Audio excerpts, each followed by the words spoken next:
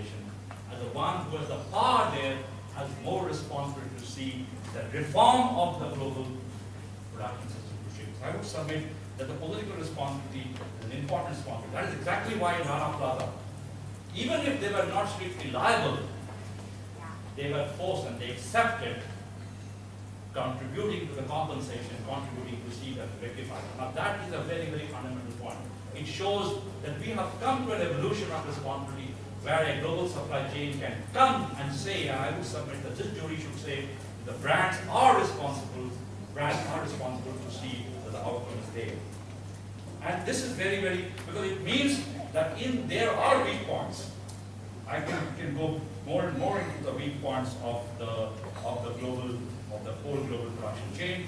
And I would submit here that the political responsibility, if they are part of the economic process, if that economic process creates unjust outcome, and if they have a power to reform it, so they have the unjust outcome is one component, and they have a power to reform it, then they ought to reform it. They should reform it. And if they can reform it, then the responsibility to see that proper outcome or a human rights outcome is a responsibility that should exist to the brands. And I would submit that that's a very important part.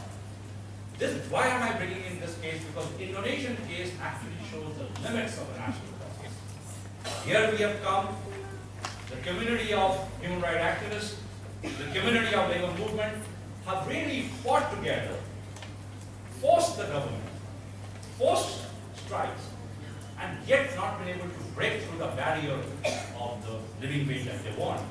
That shows the limits of a national process. That shows the limits of fighting a global supply chain only from a national point of view, only fighting the suppliers.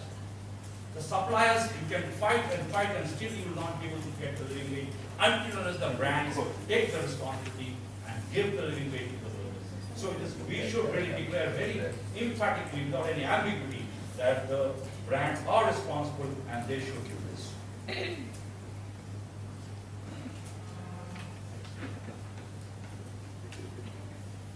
Which means that the brand can collaborate, whether they want to collaborate or not, but the brand or the collaboration can actually create it. And there are people, it's not that people are not talking, but people are not talking in relationship to the real core question, the two core questions which is in the core labor standards.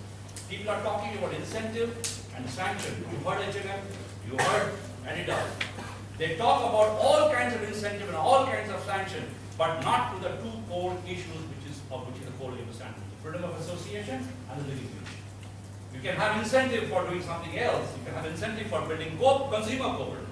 I appreciate that. But that does not really give an incentive to the core relationship of labor, which is the question of freedom of association and living wage. So I would submit that the brands can come to a system of incentive, a system of sanction, through which the global labor supply can be reformed. And this is very, very important that the brands are made responsible for that.